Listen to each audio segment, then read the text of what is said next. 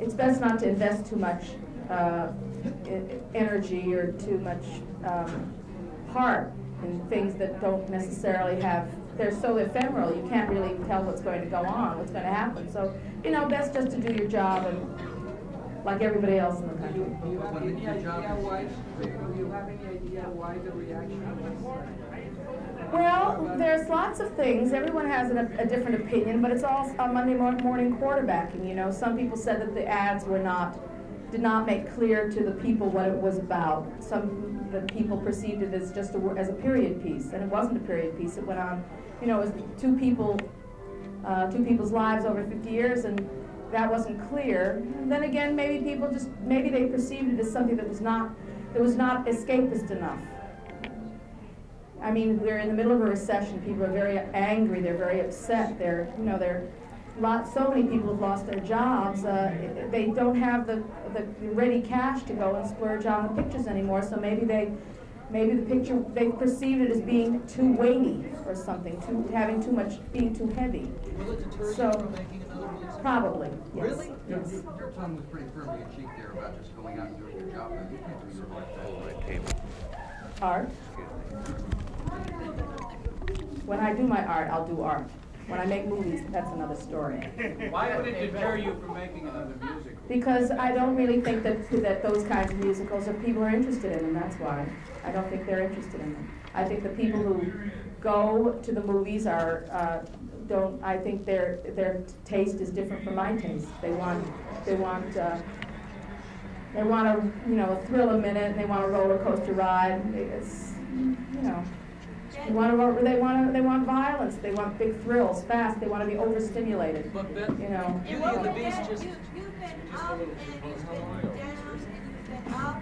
And I've been down. And I've been up and down and up and down. And it's starting to tell on my face. I'm getting tired. What's the hardest part at a time like this? Do you doubt yourself, or do you doubt?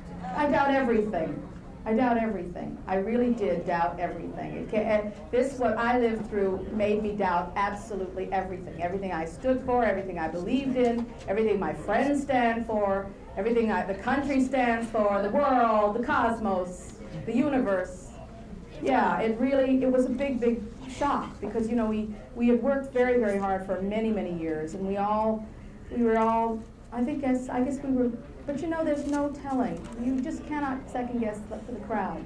You simply cannot. They know what they want, and you don't, period. If you knew what they wanted, everybody would have a hit. But nobody knows, so it's a big crapshoot. In what way does your help besides your husband and your child, what gets you through this? What inside? What makes you think I'm through it? Is it possible that winning this award could give the film a second life? That's a possibility. It's a possibility, and it's a possibility I would certainly welcome. But it's not. You know, it's nothing that I'm convinced of. But you sang in Beaches. I beg your pardon? Not even remotely. You sang in Beaches, and it was very popular. Yes, it was. Now, what makes you think that because you sang in this, that you can't do another musical? Well, that picture was a curious picture because that picture didn't do humongous business either. That picture became a cult classic. People who saw it and who loved it went back time and time again, and it struck a nerve in people's psyches, in their hearts, that we were really surprised at.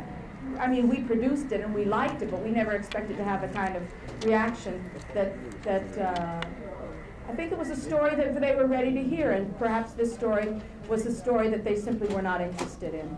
I think that the audience, perhaps many of the audience that went to see Beaches were women. And I think perhaps that maybe the idea of a war picture turned them off. Who the hell knows?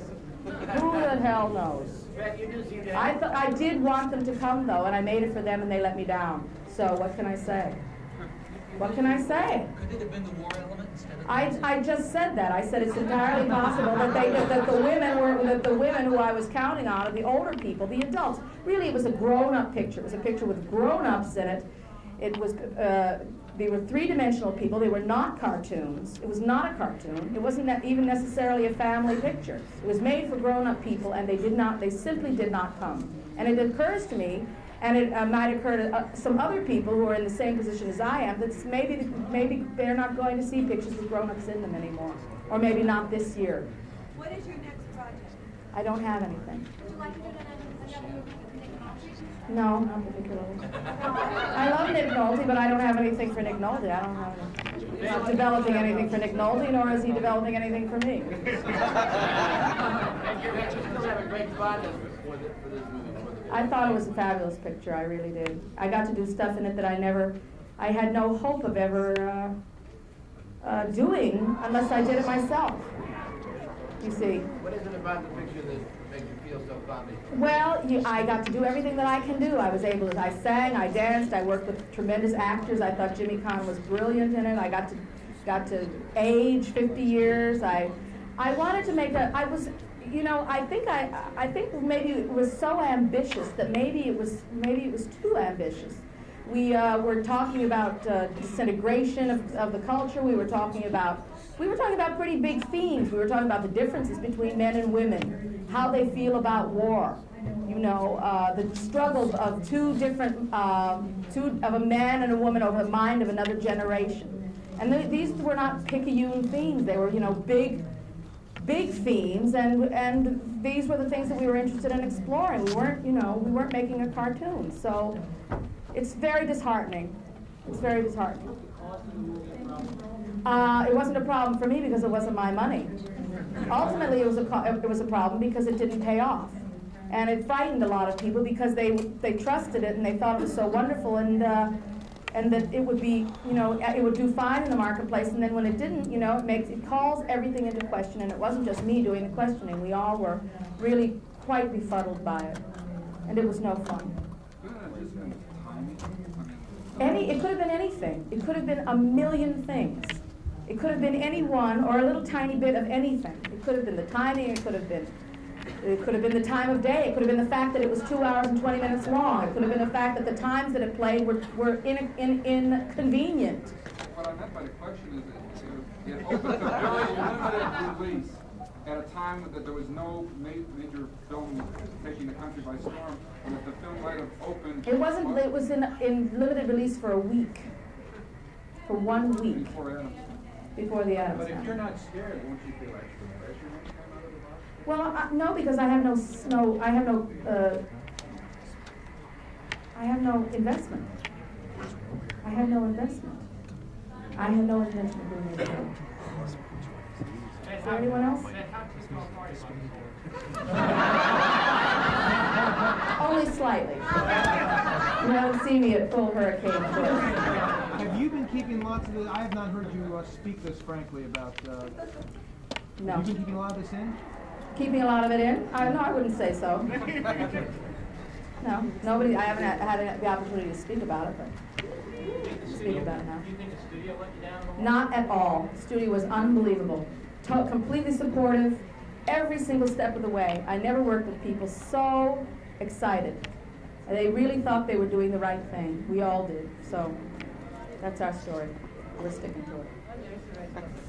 Pardon me? Is that it? Thank you.